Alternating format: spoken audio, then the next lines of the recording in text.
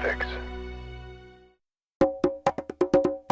Mouse and weens and a mouse and weens and a mouse and weens and a mouse and weens and a mouse and weens and a mouse and weens and a mouse and weens and a mouse and weens and a mouse and weens and a mouse and weens and a mouse and weens and a mouse and weens, mouse and weens and a mouse and weens, mouse and Weens. How are you? Fine. Now. Oh, no. God damn it. Okay, guys. This is Mouse and Weens. You probably already know that if you're here. We just had an emergency. My sister, what just happened? This is me. I'm Mouse. I'm Joelle. I'm the mom one down in San Diego. And Weens in LA. yay.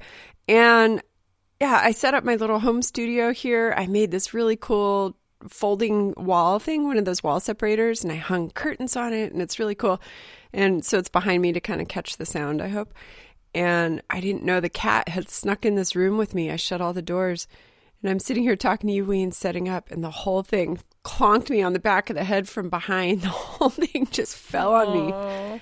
God damn rat cat. Ugh. So mad. He's only a year, and he has a lot of spunk. Can I just say what you say, which I say when something is scary and startling? What did I say? Jesus fucking Christ. I do the same thing. We're all like, I don't know, blah, blah, blah, and I don't want, and then all of a sudden it comes out. It's the JFC. I know. You know who brought that out in me? My dear husband. Our father. Says it all the time. Did Dad say it too? Oh, I'm sure. Yeah. It's all you're a blasphemer. Repressed God talk. Here we go. Ah, yes. So that'll wake me up. I'm here. Hello. There you go. Okay. You're here. And you're about 40 minutes late to our recording because... Oh, come on. This okay, is we don't not have to talk about that throw me part. under the bus thing. I would just like to say a general statement that I do have a tiny bit of colitis, which kicks in every once in a while, especially around the holidays. So let's just leave it at that. This will happen, and it's okay because it's good to talk about, and there's a lot of people with it, and it's a real thing. It is, and it is. It's under wraps because I've found the medication that works for it, and it's great, and I haven't had to deal with it. But every once in a while, something will happen, and the potty becomes my friend. I love it. We can fly all high need it in the sky, like the Anybody Dave who Chappelle thinks- gift that you sent me. I always love that one. It's him getting blown off the toilet. It's the best. Can I just tell you, we did a whole walk this morning. I won't name any names, but one of the guys did a whole poo-poo story, which is great. And he actually poo-pooed. Wait, we went from Jesus fucking Christ to saying poo-poo? At least upgrade to PG-13. Can you say poop? Yeah. Okay. Poop. So he was waiting for a train with his girlfriend, and they were going to Chicago, and he's sitting on the train station. It just came on. It was from Fish at a restaurant. Mm-hmm. And then he said it just came. He had nowhere to go, and he just did it right there on the train platform. No. And his girlfriend ran away, and he was yelling like, Amy! And she just ran, and he pooped right in front of everybody waiting for the train, just right there. No. He said there's nowhere to go. It's like Bridesmaids in the middle of the street, but he didn't have a big gown to cover him. Wait, he just dropped trow and did it? Dropped trow and did it. I have never heard a story that was, we all have the little doo-doo stories, but that one was, and maybe we should bring him on to tell it himself. It's so, I was like, no, he's not going to want to tell it, whoever this nameless, faceless friend is. Although he does poop on train platforms, so maybe he does. No, he might want to come on and tell. I'll tell him. We'll talk about it. But I have to tell you, even when I remember you bought me the class, I am so sorry, but a stand-up class that I did not like at all, and I did not finish or want to go. But we turned out poo-poo. They all had poo-poo stories. And all the women, that it turned into a thing of like, where was the weirdest time the poop came over you and you had to do it somewhere. So I just want to let you know, a lot of people have the poo-poo stories. I know. I feel like we just recently talked about this at like a family event, weren't we, somewhere? We did. Yeah. We had the Campbells, the the Campbell Martins have them telling all their poop stories. We have that, which is available for our podcast. Yeah. If anybody, we'll wait for all the fan mail to come in requesting those stories. Okay? Yes, mouseandweens@gmail.com. Please, fans, listeners. You know what? Actually, if anybody is listening and has a poo-poo story, we would love to accumulate them. And then we'll read them. You could be anonymous. You don't have to say who you are. You could do it from a secret email. But give us your poop stories. They're always so fun. It's true. Everybody poops. Everybody poops. We can all relate. It brings us all to the same level. My favorite Dax Shepard armchair episode was when Jason Bateman talked about his poop. I mean, we're all human here, and we have bodily functions. And Can I tell you, though, the best thing? Yes. That's not my therapist. She was like, I've talked about the podcast with my therapist, and, you know, because I'm always processing the madness we get. No. But at one point, she's like, well, I would like to listen to it. And she picked a random episode. And then the next time I saw her, she goes, I listened to your podcast. And she's kind of like straight and narrow. She's very, you know, professional, collegiate. And I go, oh, great. Which one was it on? She goes, farts. And I just turned bright red. And then I was like, oh, no, she picked a fart episode. I don't even know which one it was. But there's so many. I was like, oh, okay, well, and I didn't even know what to say, so we just moved on. Oh. Because, you know, certain people, it just is like, oh, boy. Now, I'm surprised she didn't, like, commend you on it. That, wow, that was really great. You opened up and, you know, you're really being vulnerable. That's wonderful work for you. No. I think it was just like... just too offended. Yeah, I said, oh, what was it about? Thinking, you know, there were a million subjects. Farts. Yeah. And then silence. And then we moved on. Silent farts. Silent farts. I was just spending time with certain people who I guess I'll keep anonymous too. And they've been married for under 10 years, but more than 5 years. And has only had one fart slip in front of her husband. What? Yeah. Like, we're talking Wow. pushed out some babies and the whole 9 yards, but only one fart slip. Now, Is it a conscious choice? yes. It must be. How does one do that? I would like to quiz these listeners, same listeners. Please tell us about your fart stories too. Do we have any holder-inners, or are you letting them rip, or are you, you know, bathroom only demure type of person? I really do want to know. And when was the first rip? Because that's Right. always... Right. Was that a big moment in your relationship? Was it the thing that bonded you, solidified it? I saw Yes. a funny gif. Someone got their girlfriend like a anniversary of the day she first farted in front of him T-shirt or something. I was like, we need more of those. Come on, people. Let them rip. Oh, my God. With discretion. How about that? Yeah, of course. All right. Discretion. Hey, let me just tell you, Ernie, the next door neighbor, is vacuuming his sidewalk again. So if there's a weird buzzing sound, it's this is what Ernie. happens. Okay, tell what's going on with him, because he's a theme. We should bring him into the show. I hear about him all the time. Well, yes, I can't. You know, if you ever hear, they're the sweetest couple. I think they're from the Philippines, and he's probably in his mid 70s or late 70s. But I think there might be a little bit of Alzheimer's happening now, I think.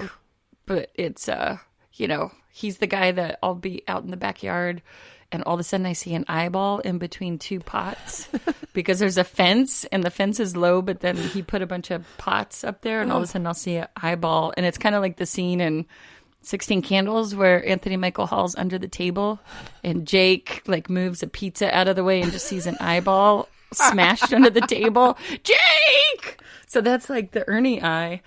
And then we did a video like that too. I'll find it and post it on. I have a picture too of just his eye poking through. Yeah, I'll put it on Facebook. My friend Lisa sometimes we'll walk on Fridays and then we'll end up in my backyard drinking coffee, and then like occasionally he'll just be in the tree. So he's just all of a sudden we'll hear rustling and we'll look up and he'll be like, hello. And he's in the tree because he's always messing with the foliage and it's always backyard stuff. He's vacuuming the sidewalk. There's nothing to vacuum. He does it every day for 3 hours. So nothing to pick up, nothing to clean. OCD gardener guy with a little hint of dementia and a penchant for watching you. But really funny. Yeah, he's really funny. He's always got little jokes, but then it'll be like a lot of quiet moments in between, and I don't know if he's joking or. But yeah, there's always you can't relax in your backyard. He might always be watching. People love this backyard. Ugh. It's a place that all like to come and go freely. There's someone in there, by the way. Someone just hit the side of my house. I don't even know who's back there. What? I have no idea. With a car? No, I mean I could hear that someone hit the. I don't even look anymore. It's just random people. There was a lady there, and she was looking for avocados. What? You don't have avocados. Do you? From the Ernie tree. Oh. She's the wife of Ernie, but she was back there like he does have some good hanging over fruit. You do get some good things. I get some good little avocado, but there's always like something going on. There was some Is that the same mango thief though? She was the one that stole the mangoes off your tree? That was different. Yeah. I almost don't want to talk about this because if anyone listens to this, but there was like, and someone's here. I can hear someone back there. I have no idea what's going on. Uh-huh. So it feels like there's a public, it's a little, it's like, I don't know who. You have a cottage. It feels like your own place, but it's not. It's still kind of like condo living because it's all I guess, one big but it's property. also LA. Like people just kind of, I don't know. People just kind of come and go and do, it's very different than. Yeah. I think if we all had shotguns, it would be a different life. Shotguns? What? Right? If it was like your ranch and you had a shotgun, people wouldn't just step on it as easily. Oh my God. What's happening to you? This is my sweet pacifist sister watching who The rescues Sopranos. animals, and she wants to I shoot was watching. neighbors. I've been obsessed with The Sopranos lately. I'm in it. I'm done, except I had to start. I did not watch the whole first season because I had watched it in the past a long time ago. And so I said, this time around I'll watch it from 2 up. Okay. But then I realized I don't remember anything about the first season, so now I'm having to watch that, and it's very fascinating. Oh my gosh. You just sent me a picture of Michael, what's his name? Giblioni. No, I have no idea. I can't remember. He plays Christopher. Yeah, Christopher. In the show. I can't remember his name. You're deep in it, man. It's like this is a real binge, a real deep, dark binge. It's a real binge, and I think a lot of it has to do with I do school stuff all day, and then it's my good friends. I get to visit my family since nobody else is around. No wonder you need a shotgun. Wow. Well, good. What are you thinking? Is it like the best series ever? Can you see? Because we talked about this really with W. Earl Brown, that he said, Deadwood was on track to be like Sopranos. So what would you say? Yeah. I'll bet you if they kept going, it would be on par with that. Yeah. Can I see who the fuck is in the backyard for a second? Let me just look. Hold on. I have an idea. Let's take a quick break and we'll hear from our friends in this podcast. Whether you're fly fishing in a stream, getting those ankles wet, or deep in the ocean casting nets, fish nerds. Fish nerds. Fish nerds. It's a podcast. Just for the halibut! Fry it in a basket or broiled in a pan. Eat it raw like you're in Siam. Fish nerds. Fish nerds. Fish nerds. It's a podcast. Okay, nobody's there. This is the other thing. There's a lot of phantom gatherers because I'll hear noises. What? Is it a branch from a tree? Is it an Ernie orange hitting your house? Ernie might have. Sometimes he sprays water over the fence. Oh. And sometimes that Ernie. But anyway, this is all fascinating. Okay, guys. The Sopranos. Have you seen any of it, and do you have any interest? Yes, I saw it all back in the day, and I dug it. Did you? Yep. And my brain is so Joe. special that I instantly forget everything. So really? I don't even remember anything. I remember certain scenes with Tony and all of his Goombas. I just Were you attracted to him? No. I remember Really? a lady riding him. And that was an Joelle. interesting scene that sticks in my brain. Why would that stick in your brain? Because you are a secret sexual nerd. Maybe. I've been saying this forever. But also because I couldn't fathom, I don't know. Am I so shallow that I can't see the attraction at all? I mean, I suppose it's the whole power and money thing, but I know what you're thinking. Are you thinking that it's like... But she didn't love him. It wasn't like a love relationship. I can see falling in love with someone and their personality, but this was just Anyway, we don't need to go I think there. you like who you like. You like who you like, right? And that's do. not your type. Right. You like a very standard Chris Martin type of person. That's Singer right. of Coldplay, Chris Martin. Oh my God. Anybody that looks like him basically has been your boyfriend. I'll marry for the you past. if you look like him. Yes. Case in point, my husband. Yes. Yeah. There you go.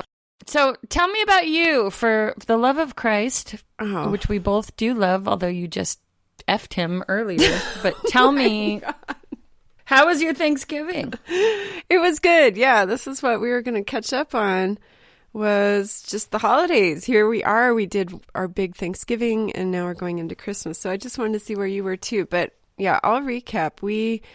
So, I'm a family of 5. We have the 3 kids, Dave and me, and we also have in town, 20 minutes away, Dave's parents. And then another 20 minutes away, Dave's brother with his wife and their 2 kids. So we did a kind of pinky promise. Let's all stay real safe. Don't go anywhere. Don't do lots of crazy things, so that we can all rent a house and then go out to Palm Springs for Thanksgiving together, which we did, which was really fun. And you even came out which was awesome. I'm glad. Yes, on the last day. And yeah, it was very cool. It was fun. It was great to relax. And I brought all sorts of podcast stuff I was going to work on. Didn't get to any of it because the Wi-Fi didn't work in my back room. So I had to do everything out in the big front open room with all the cousins and people. And you have guilt issues. I do. I can't sit and just work at my computer on a podcast that kind of is just like more of a hobby than it is a job. So Don't ever say that. right? I know. It's your life. This is my problem with the whole thing. I feel like this isn't a real thing that I can spend money on. So then I feel guilty, or that I'm making money on. So I feel guilty working on it because it's taking away from my family and kids. Talk me out Do you of think this. that, well, okay, so is this an inner conflict? I like to always go back and analyze environment, childhood, and where your neurons got wired. Yeah. Or your neuro pathways, we'll say. Okay. So is it a conflict between, okay, do you just tell me, where is this happening? How does it even go? It's just, I always have this constant to-do list. I think that's just in my personality. I'm a type A, go, go, go kind of person. I love to knock things off my list and accomplish stuff. I feel really good about that. So that's kind of my MO in life. So I brought all my stuff with me, and then plopping down and not playing with my kids. And here I am telling them, get off your screens, but I'm on my screen. It's tough for me. I just feel guilty. And then I also feel like the people around me are secretly judging and thinking, why is she spending so much time on this computer doing this silly thing that isn't bringing in an income for her family when she should be a good mom and be playing with her kids the whole time, or cooking big homemade meals, or, or So exercising. this has always been your thing. Yeah. What the hell do I But- do with it? I think I need therapy, don't I? You would say yes. I don't know. I think you have to do whatever I would imagine this is a very common guilt trigger for a lot of people. Yeah. But also, it's a big thing of how you look to others. And that Yes. is a common problem also. Right. Am I So- looking like... The older I get, the more I'm like, forget it. I don't care, but I do still care. And it's always back and forth depending on my mood, depending on the day, of how much I care and how much of a kind of FU mood I'm in, to the world. Yeah. But no one ever says it outright. And even Dave, my husband, who should be the one who's like, you're letting things slip in the house or the kids or whatever. He never does. He's super supportive. Yeah. So it's all me guessing what people are thinking. Where did that come from? And does it matter? I don't know. I mean, are we blaming parents? I can blame mom. She's very go, No. go, go. Mom. Just it's all kidding, your Mom. fault. Just kidding. No, I do. I am interested because here's my thing. I'm always going back to childhood because that's all I knew how to do from whatever, maybe learning that from dad. Like, oh, you go back to, but it is interesting taking all these sociology classes. It's a lot more, it's a lot of that, but then also your environment and the culture. So I would say it's probably just our society in general saying that you should be a super everything and you should be baking pies and be wonderful with your kids and be a career woman and be a full-time mom and be, it's just like we're in a crazy overachiever culture. It's true. It's also default. Comparative. Yeah, everything does fall on the mom. So if I did kind of choose to be the career woman and make this my full thing, yeah, it would just be so conflicting. So we just have that real traditional old school setup that I can never find balance with. God, I'm boring myself. We talk about this all the time. It's balance. Balance is one of the hardest things. I do it too. Hard. I think it's just hard. I think that is like a key to peaceful living or a happier life is figuring out that kind of balance. So I think I would imagine almost everybody's struggle. Yeah. So you know how I balanced this week? When I seesaw. No, good one. Oh. I ended up getting insomnia, which I was kind of glad about because then I would wake up at 3 a.m. and sit out in the quiet kitchen and do all my podcast work. And then by the time the kids started waking up at 6, 6:30, 7, I felt a little bit more accomplished. And so you basically got 2 hours of sleep. I was freaking exhausted, right? Because then it was a lot of drinking and playing cards real late. But I got some stuff done. Isn't that crazy? Right. I need to unwind crazy. this. I gotta. I know. This It's. I mean, if I were to be your life coach, I would say schedule your mom's going away for an hour. Nobody bother me, and then that's your 1 hour, and learn how to be okay with it. Yeah, that's the problem. And then it's a muscle that you work to be able to do that, and then you could be extra happy and rejuvenated to be with your kids again once you've taken that hour away.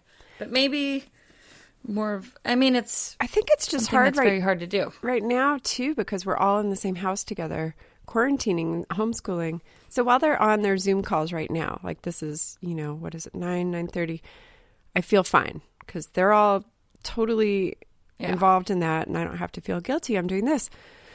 But as soon as it's lunchtime or after school, then I'm on again. So it's hard. It's hard to find that time. But anyway. So why not do all of your podcasting on the downtime when they're on Zoom? I know. Easier said than done. When it also includes social media and then all the admin stuff, back-end stuff. We just redid our website. Everyone go to mouseandweens.com. Check it out. But that took time. I had to move everything over there.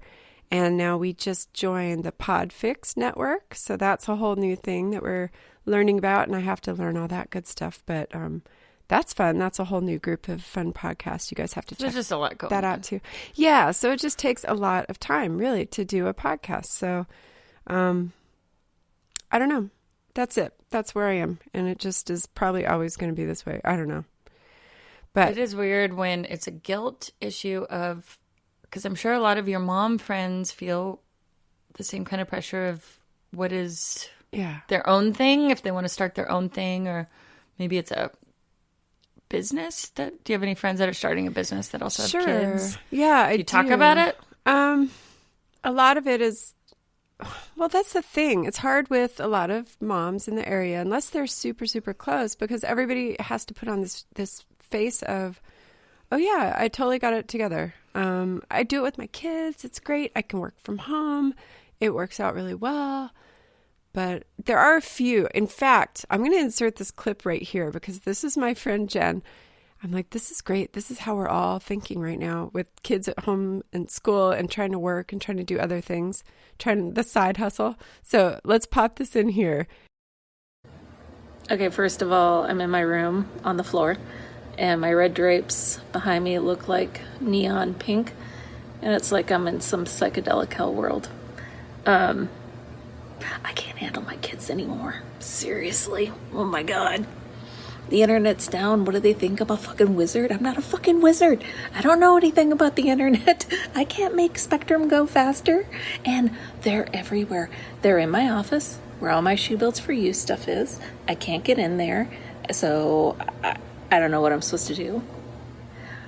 Brody is in the middle room where I do all my stenciling work and all my stuff, and I can't get in there, and my stuff is in there, and then I get yelled at every single time I walk in there. I want coronavirus to be done. I'm so tired of it. I just want my space back. holy shit, I'm gonna go insane. I love you both. Bye. I hope your day's better. This is the plight, I think, of a lot of us moms and anyone stuck at home working with their kids. Yeah. Just, you don't have the space you're used to. It's hard, man. It's hard. But Yeah. You know what's cool, though? I like that she was just really honest. yes. And you're allowed to be honest. Like, I think you beat yourself up for feeling really guilty saying certain things. But instead of all that, you could just be honest, you know? It's true. I know. Why am I telling you what to do? What am I doing? Why don't you tell me? No, that but I'm we a all, jerk? it's the whole social media thing, right? We all put out our best pictures and our best everything and like, oh yeah, I got this. No big deal. We're having fun. But part of it for me is I'm trying to create like happy memories too for my kids. Yeah. If they happen to look back at my Facebook, if everything is They're all like fake. I know, but it is all fake. So that's why, yeah, I need to drop that for sure. Because I hate it too. I feel alone in all this imbalance and like I'm the only crazy one until I see things like Jen's video here or I did an interview with Friends in Your Ears. And after we finished recording, it was, another podcaster, the host and myself. And I go, hey, ladies, can I just ask you, how is everything going with podcasting? And we just had a really honest conversation off the air that made me feel so much better about how freaking hard it is and how much work there is to do. And it's like not enough people are saying that. Everyone just looks like they're killing it in their, little side hustle. And it's hard. So I need to be more honest and open about it. And I think everyone else should be too. I like that. So it's hard. Podcasting is hard. It's a constant output of social media, right? You're constantly... Yeah. It's not just sitting down and we're going to record a conversation. There actually is a little bit of research that goes into it. Maybe not today for us, but a lot of times if we pick a topic, we research it, we put it together. The editing, the sending the files back and forth, the transferring, the uploading. And you've also done a million seminars and big, like how to do audio, how to do marketing, so you really... Well, yeah, it's just this new weird world of how do you get your thing out there and get people to consume it and maybe way down the line make money at it. So it's an interesting industry. I love it, but it's hard. It takes a lot of time. There's my old ways of just being the stay-at-home mom with the little kids and making meals and helping them with work and homework and playing. Those are kind of gone. I have this new drive to do this thing, so it's hard. Actually, this is a great segue because this is real too. I did get a sponsor for our lovely podcast, and it's Dream Dinners. And I told you about this, right? Yeah. Yeah. This is something, actually, this really does help me balance my life. And I'm not kidding. I'm not just saying this. I have been using Dream Dinners since, I think, 2017. And I found them because I won some little contest or something, like come in and get some free meals. And it's one of these dinner preparation companies, but you actually... Blue Apron. It's like that, not Blue Apron. It's called Dream Dinners. But yeah, there's a lot of them that come in a box. You can order them.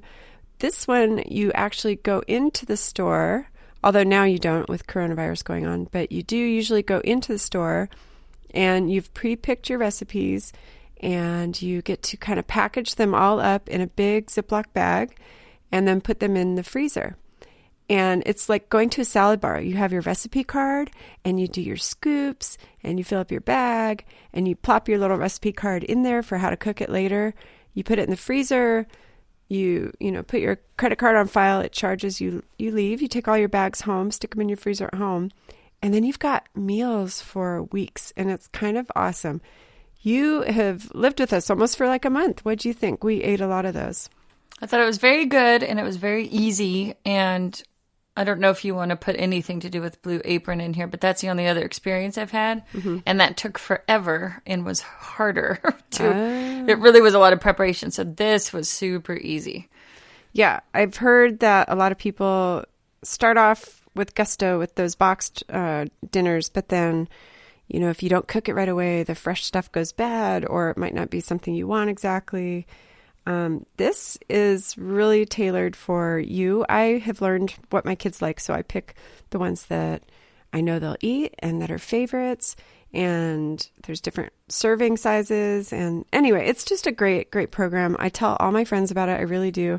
And I wanted to tell all the listeners about it too, because it's wonderful. It really will help you. So what they're doing, I'm working with the local store here in Poway, but I know they are all over.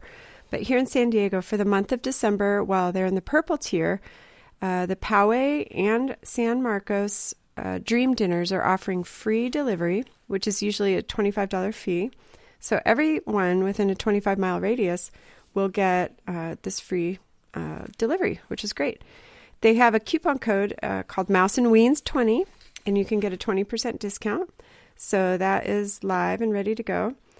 But it really is a wonderful thing. If you guys go to dreamdinners.com, find your local store, and if you're in the San Diego area, Mouse and Weens 20. So that'll give you your discount.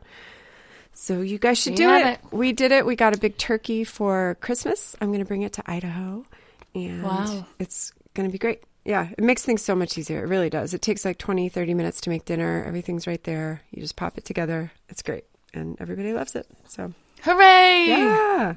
So we'll hear more from them. I'm going to put together a real ad spot, but that was just my intro because I love them. So Dream Dinners. Yay! Yay. All right, very cool. I know.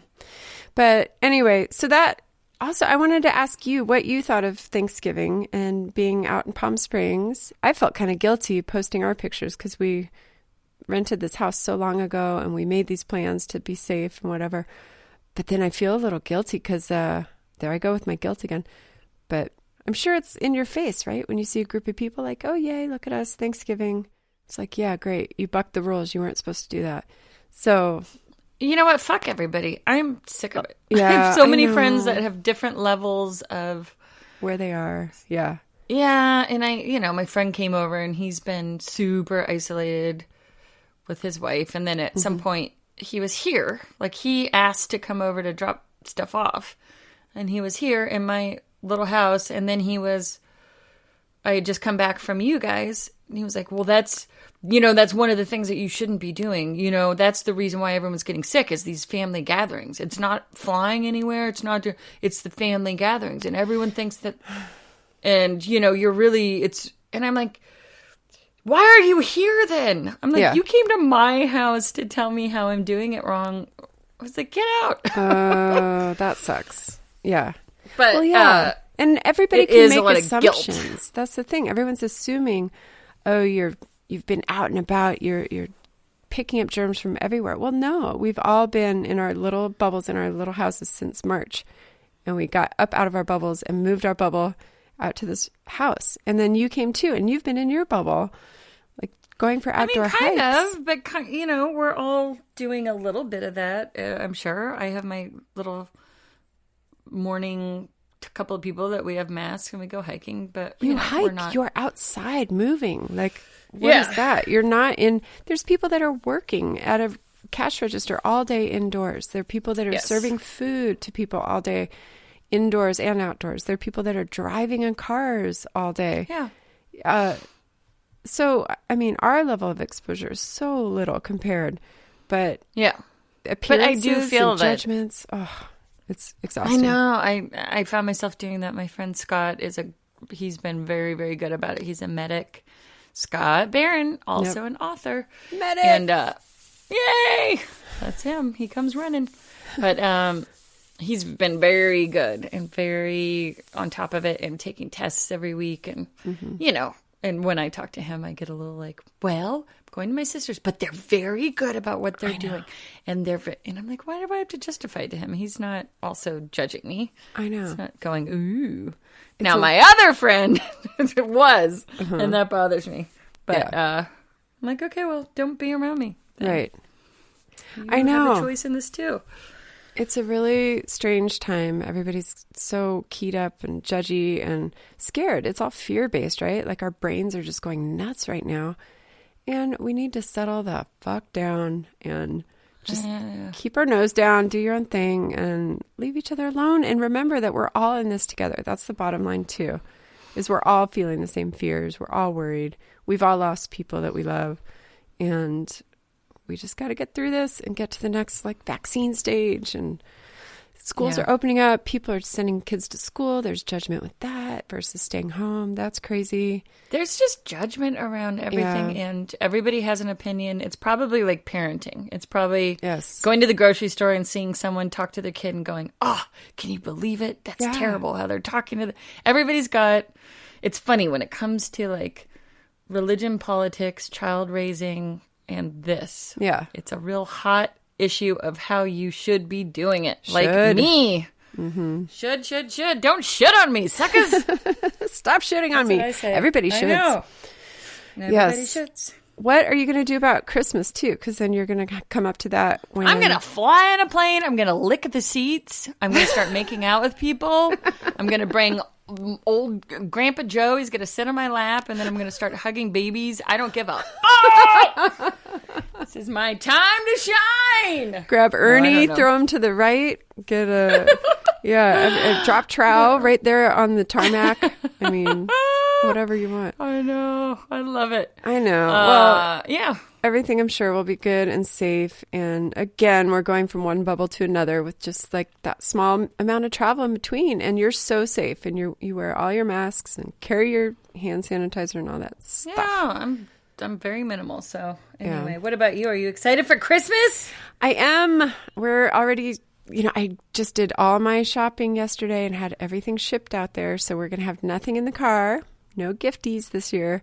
It's all going to be out there waiting, and wrap it there, do the whole thing. The kids are already planning what they want to do, go sledding and want to go skiing, all the good stuff. So yeah, they're super excited. It's the cutest thing. You know, they're so cool. Like my 15-year-old yesterday was like, "Mom, I feel like I'm in my 20s. Like I really understand how life works and how the world works." And he's like, "Can we build a snowman? Can we go sledding? Can we go skiing?" Aww. It's super cute. So all the childlike stuff comes out, and they're super looking forward to it. It still does, even to this day. It's a magical Christmas at Grandma's. It really is. Really, and our sweet mom, being in her early 70s, is also being super careful in the land of Idaho, where people are kind of like, hey, government, get out of our face. And nobody's wearing masks. I mean, they're starting to now, but they had a big outbreak. Yes. Yeah, they're really bad. When you look at the map with the colors, they've got like deep dark red over there. But back in the day, I told the kids, I go, look, if we're going to go out to Grandma's in December, we need to be really careful before we go. And so I know you guys want to go back to school, but you're going to have to kind of choose between school or Grandma's at Christmas. And they all chose Grandma's at Christmas, and they opted to stay home and do virtual school because we were given a choice. So that's how much they love it. They bailed on all their friends, all their socialization. Wow. Just so they could go to Christmas at Grandma's. And it's, so we're super excited about it. But, how fun. Yeah. And then you'll be there, and it'll be good. I'm just excited to chill. And I don't feel as guilty at Mom's. I don't know why that is. I guess related, right? Yeah, because she gets you, and it's always someone else's family. I think it's also that she is super. She plays with the kids, and Grandpa too. They have all these activities for them, and they, get down on the floor and goof around with them a lot. Versus Dave's parents are a little more, we'll sit over here and enjoy watching the kids, but they don't really get their hands dirty with them so much. I mean, they do here and there, but they're older too. So sometimes I think they feel maybe awkward, or they provide the resort, but they don't want to be babysitters. I think so. I mean, they will, and they do around here a lot. They do a lot. I should never say I don't want to sound ungrateful. A different level of interaction. But yeah, I think it's interaction. Just a different vibe and a different, Mom's like kind of Mrs. Claus and kind of silly and goofy and music and da-da-da. And they're a little more, they go to the parties and they're fancy and they're older too. They've, had some health stuff come up. So I'm sure they don't want to hurt themselves or, and they're being careful too. Anyway, it's a different little vibe. So the kids are looking forward to it. They loved Palm Springs too, of course. But did you see the video too of the bighorn sheep? Yeah, that's crazy. Yeah. I've never seen him in all the years I've gone around that area. And you saw a million of them. Yeah. I'll post this on Facebook and Instagram too, but this was a place in PGA West, which is in La Quinta area, and the big horned sheep come down from the mountains and they gather in herds on the golf course, and then they move from the golf course into the neighborhoods and they eat all the people's flowers and bushes, and I have all this footage of it because we kept seeing them and it was so cool, and we were right there next to them. It was crazy. And they did a little weird stampede thing too, so you have to see that. It was wild. Yeah. It was really cool. They are. I wonder if they could hurt you. I mean, my gosh, you saw those rams, the big old curly horns on the big guy. And I think remember nuts? feral pigs? Did they have big nuts? I didn't see the nuts. Looked like one of those Mexican papayas hanging down. Crazy. Really? Yeah. Nuts. Wow, they were eating it. It was nuts. It was. The worst line in the movie Seven, if anyone is listening, the movie Seven. Brad Pitt, I remember his line is, and he had his hand that waves too, he's a nutbag. And he delivered it like that too. Everything was kind of normal and you were in the groove. He's a nutbag with the arm that goes, shucks. Does anyone know what I'm talking about? Okay, anyway. We'll look it up. We'll post weird. that too. Brad, we need to talk to you. Our mom says that you'll be on our podcast, and we'll ask you about this scene specifically, okay? So, Brad. Okay. Brad Pitt, got that? come on right. on the show. Yes. Our mom thinks you'll talk to us, so there's your challenge. Yay, Brad! Weens. All right, Joe. I love close you. It out. You I have love you fun too. today. Finish all that schoolwork, and I will. When are you coming down again? Can you come down soon? When are you coming up here? How about that? Oh, touche. Yes. We'll all right. see. We'll see. I'm bailing on the kids. They can homeschool themselves for weeks, and I will be Get there. rid of them. Yeah. I love those kids. Okay. All right. Have a great and wonderful week. Yes, thank you, everybody. And please do check out mouseandweens.com for all the links everywhere. We also have our wonderful patrons we'd like to give a shout out to, who support us on a monthly basis and help us make this side hustle able to happen, because it does take a lot with the hosting fees and all the gear and good stuff like that. So thank you, patrons. You're getting bonus features, you get our unedited versions of this, and you get outtakes and all sorts of good stuff. So if anyone else wants to join, it's on patreon.com/mouseandweens. We would love that. Join the family. And Weens, what else am I missing? Anything else? I think you're missing to tell everyone you love them. Oh, I love you guys. We love you. Thank you, listeners. You're the best. We really do. Yay! It's so fun seeing people. Thanks for being here. We Yep. want to kiss your face. That's and right. mouth. Yep. And thanks to the Podfix Network. Please go check them out. All these great podcasts there, too. All right. Until next time. Bye-bye. Bye-bye. Things are looking gray. Clouds roll by each day. Can't see through the air. Fog won't go away. Even though it seems we're living in a dream, things aren't as bad as they seem. Things are looking grim. Lights are growing dim. When we're here without, we must look within. Even though we're in the middle of a scene, things aren't as bad as they seem. Things are just a little out of whack, but soon the world will fall back into place. Until then, I'd love to fix your mask, then long to see the rest of your face.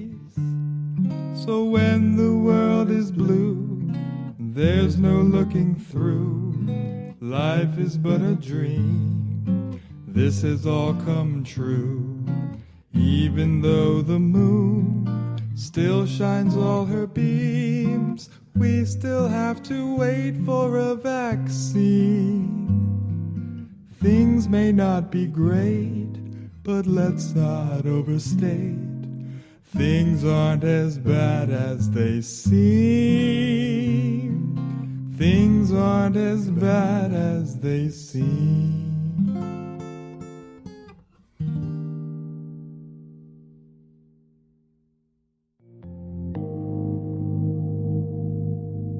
This was a podcast of the Podfix Network. You can check out more shows like it at podfixnetwork.com.